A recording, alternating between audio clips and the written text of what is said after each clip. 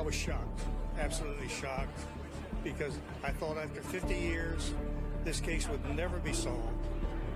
We never gave up hope.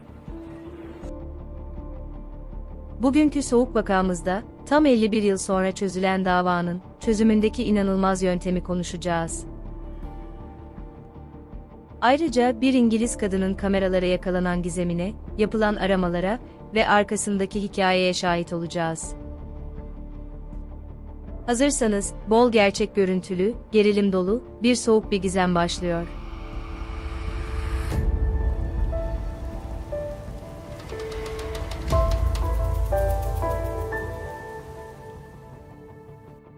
James Tappan Hall, 1918 tarihinde, Amerika Birleşik Devletleri'nin Maryland eyaletine bağlı, Montgomery'de doğdu. İki çocuk babası olan, 53 yaşındaki James, Montgomery County Şerif Ofisi'nde, özel şerif yardımcısıydı.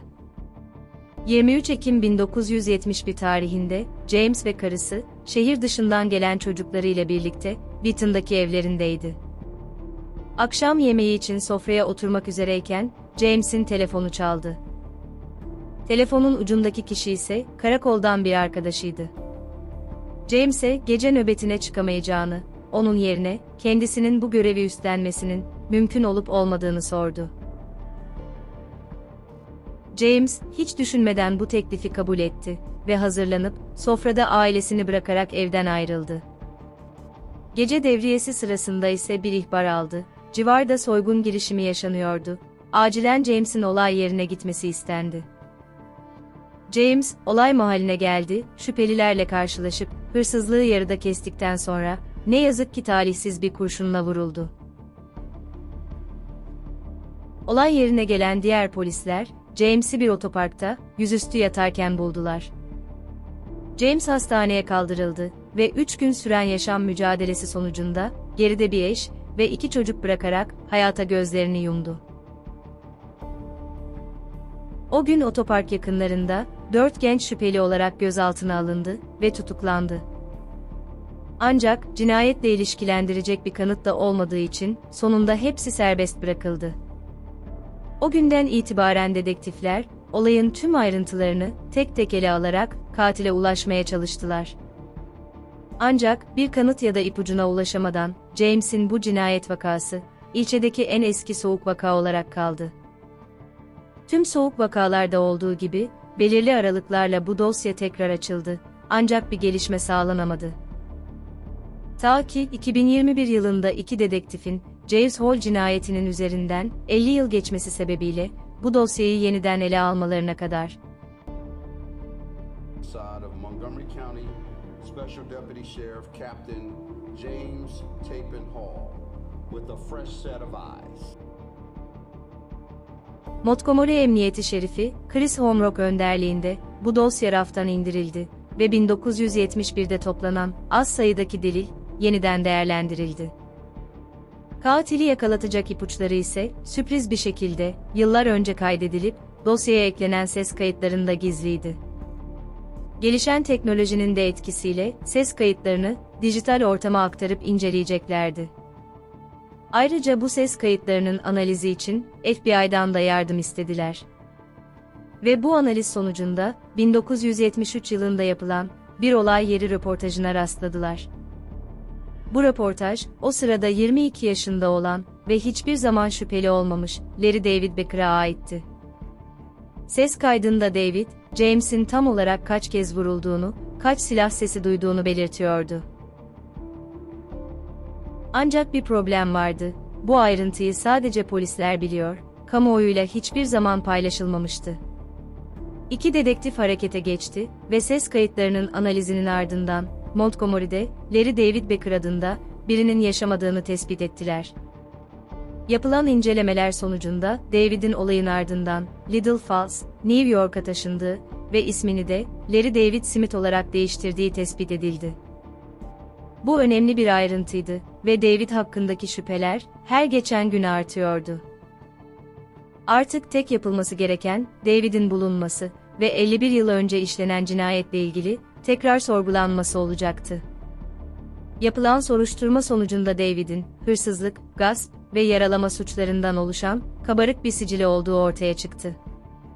1971 yılında David, farklı zamanlarda ve farklı dedektifler tarafından sorgulandığı için söylediklerindeki tutarsızlıklara dair ipuçları birleştirilememişti.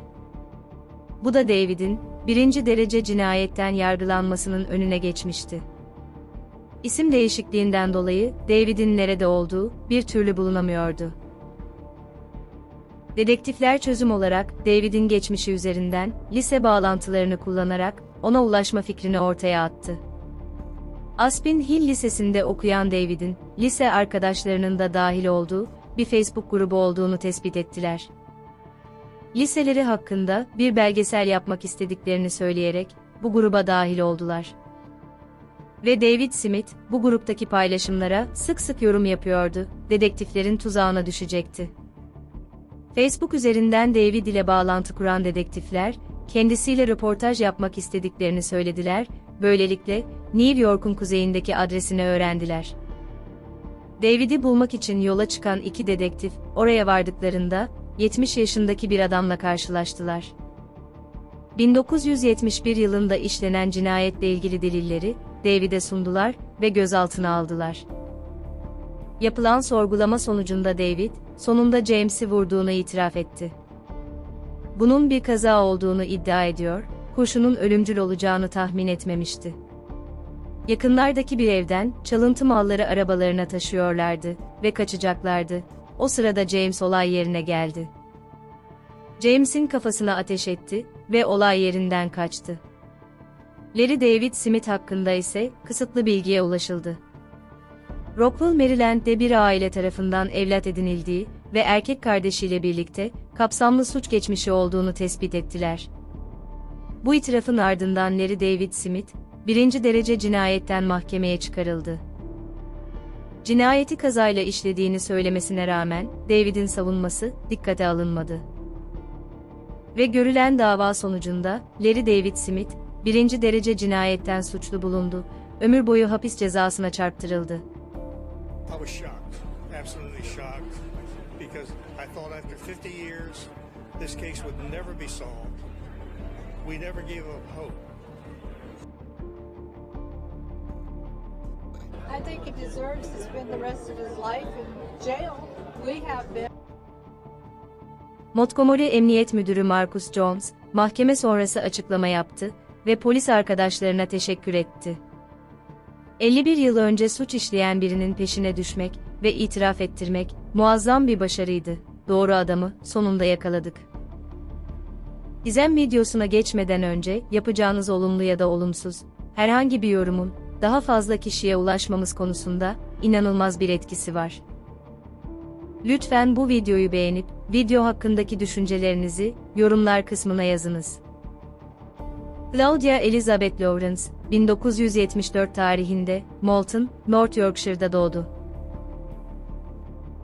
Yine aynı kasabada büyüyen Claudia, şanslıydı, güzel bir çocukluk geçirdi. Claudia'nın babası varlıklı bir avukattı, annesi ise Moulton Belediye Meclisi'nin bir üyesiydi ve bir dönem kasabanın belediye başkanı olarak görev yapmıştı. Claudia flüt çalardı, at binmeye giderdi, oldukça sosyaldi. York Kız Koleji'nde özel eğitim gördü, daha sonra yerel bir catering okuluna gitti ve şef olarak meslek hayatına atıldı. York Üniversitesi'nde şef olarak çalışıyordu, burada da zamanla çok sevilen, sayılan bir çalışan oldu.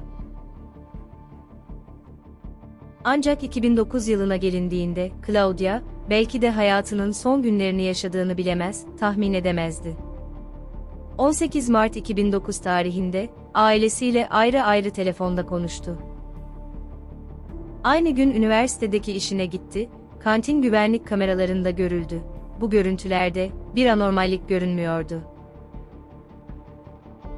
Bir sonraki gün ise Claudia, arkadaşlarıyla bir barda buluşmak üzere sözleşti. Arkadaşları Claudia'yı aradı, ancak ulaşamadı. İlerleyen saatlerde yapılan aramalar, doğrudan sesli mesaj olarak gitmeye başladı. Bunun üzerine arkadaşları endişelenmeye başladı, çünkü Claudia buluşmalara hep zamanında gelir, gelemeyecek olsa, kesin haber verirdi. Ve bir gün sonra, ayın 20'sinde, Claudia'nın babası Peter Ryan'ı aradılar. Claudia'nın, o gün işe gidip gitmediğini öğreneceklerdi. Babası bunun üzerine, hemen iş yerini aradı. Patronu ise, sabah 6'da iş yerinde olması gerekirken, işine gelmediğini, defalarca aradığını, ancak o da ulaşamadığını söyledi.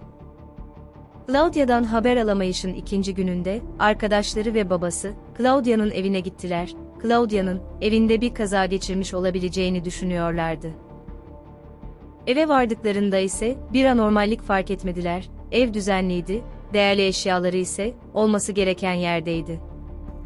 Evdeki buluntular, Claudia'nın işe gitmek için evden ayrıldığını, ancak hiç gelmediğini gösteriyordu.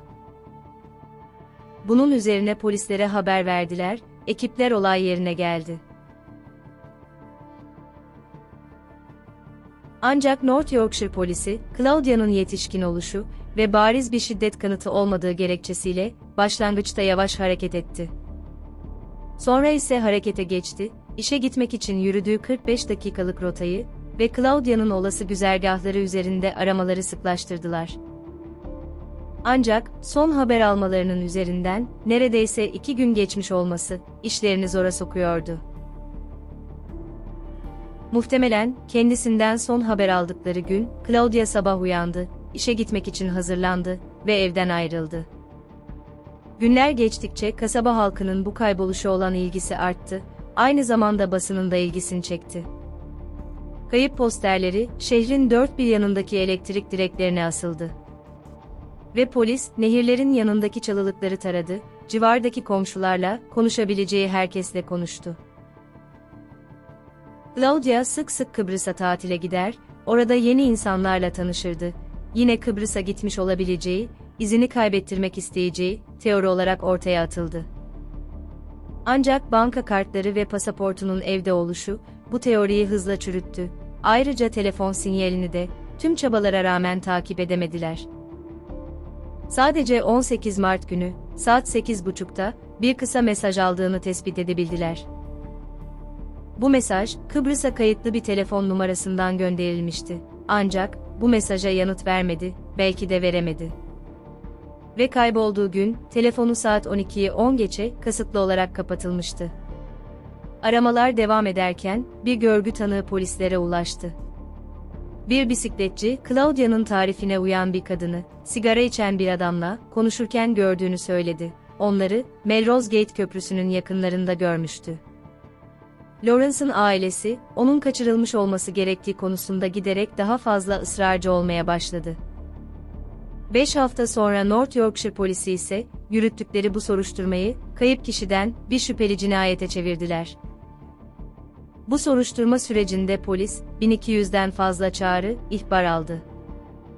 Ancak bu çağrılar, kayıp vakasında, bir ilerleme kaydedecek çağrılar değildi. Mayıs ayına gelindiğinde ise, Claudia'nın ortadan kaybolmasının üzerinden 2 ay geçmişti. Polis kamuoyuyla sabah saat 5'te, Claudia'nın evinin yakınında görülen bir kişinin, güvenlik kamerası görüntülerini paylaştı.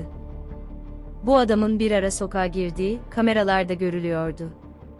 Kısa süre arayla, aynı yerden 2 kez geçen bu kişi, Claudia'nın evinin arkasında duraksıyordu. Aynı zamanda, yoldan geçen bir arabanın fren lambaları yanıyor. Bu olayla bağlantısı olabileceği düşünülüyordu. Polislerin elinde Claudia'nın evinin arka sokaklarında, dakikalarca gezinen adamın görüntüsünden başka, neredeyse hiçbir şey yoktu. Ve bu kişinin öne çıkması, suçsuz bile olsa, kendini aklaması istendi. Dedektifler ayrıca Claudia'nın özel hayatını da araştırıyordu ve Claudia hakkında, şehirde spekülasyonlar yayılmaya başladı. Onun gizli ilişkileri olduğunu, birilerinin metresi olduğunu, hatta yuva bile yıktığını söylediler, Claudia'yı suçladılar. Polis bunun üzerine, bir kıskançlık cinayeti olabileceğini de düşünmeye başladı. Bunlardan hareketle, 2015 yılında, Claudia'nın evinden alınan DNA'lar, tekrar incelendi. Ancak bu parmak izleri ve küçük DNA parçaları, bir işe yaramadı, gelişme sağlamadı. Claudia'nın ortadan kaybolmasından 5 yıl sonra ise, bu kayboluşla ilgili ilk tutuklamalar yapılacaktı. 13 Mayıs 2014'te 59 yaşındaki bir adam, Claudia Elizabeth Lawrence cinayeti şüphesiyle North Yorkshire polisi tarafından tutuklandı. Evine yakın bir yerde yaşıyordu. İkilinin dostane ilişkiler içinde olduğu bildirildi ve sık sık işe gidip gelirken Claudia'yı arabasına alıyordu. Şüphelinin evi ve annesinin başka kasabadaki evi arandı. Ancak bir kanıt bulunamadı. Ertesi gün bu adam serbest bırakıldı, hızla şüpheliler arasından çıkarıldı. 2016 yılında ise Claudia'nın sürekli gittiği bardaki 4 kişi cinayet şüphesiyle tutuklandı. Ancak hepsi de Lawrence'ın ortadan kaybolmasıyla herhangi bir ilgisi olduğunu reddetti. 8 Mart 2016'da ise cinayet şüphesiyle tutuklanan bu 4 kişi aleyhine açılan dava delil yetersizliğinden kapandı. Sıradaki tutuklama ise Claudia'nın davasıyla bağlantısı olabilecek kişi hüküm giymiş bir katil olacaktı. Bu kişi Sean Callahan ve Becky Gardner'ı öldürmekten hüküm giyen Christopher Halliwell'dı. Ayrıca birkaç kadının kayboluşuyla da bağlantılı olabileceğini düşünüyorlardı. Sean Callahan, Christopher tarafından evine dönerken kaçırıldı ve öldürüldü. Ancak kaçamadı, 6 gün sonra Sean'ı öldürmekten tutuklandı. Sonra ise dedektifleri, 8 yıl önce Swindon'dan kaybolan Becky Gardner'ın başsız cesedini gömdüğü yere götürdü. Tanıklardan biri ise, Christopher'ı kaybolmasından kısa bir süre önce, Claudia ile konuşurken gördüğünü iddia etti. Claudia kaybolduğunda ortaya çıkan, güvenlik kamerası görüntülerindeki kişiyle, Christopher'ın görüntüsü eşleşiyordu. Dökülmüş saçlarıyla 1.60 boyundaydı, sıskaydı. Ancak bu benzerlik haricinde, bu suçu Christopher ile ilişkilendirecek, başka kanıt da yoktu. Tam 12 yıl sonra, 2021 yılında ise, polislerin elinde yeni kanıtlar vardı. Bu kanıtların ne olduğu, kamuoyuyla hiçbir zaman paylaşılmadı. Ancak tekrar harekete geçecekler, arama yapacaklardı. The searches which have commenced here today at Sandhunton Gravel Pits are in relation to the disappearance and suspected murder of Claudia Lawrence more than 12 years ago. I cannot say at this stage how long the search will take to complete. However, York şehir merkezinin yaklaşık 13 kilometre kuzeydoğusundaki ormanlık bir alanı, Sandhunton Gravel Pits'i aradılar. Aramalarda radar ekipmanı ve kadavra köpekleri kullanıldı. Aramaların sonunda yapılan açıklamalarda, Lawrence davasında soruşturma görevlisi olan dedektif Wayne Fox, ne yazık ki önemli bir şeyin bulunmadığını belirtti. Videoyu bitirmeden önce soldaki video rahatsız edici olup, sadece yetişkin kullanıcıların izlemesi önerilir. Sağdaki oynatma listesi ise, sizler tarafından çok beğenilen videolardan oluşmaktadır.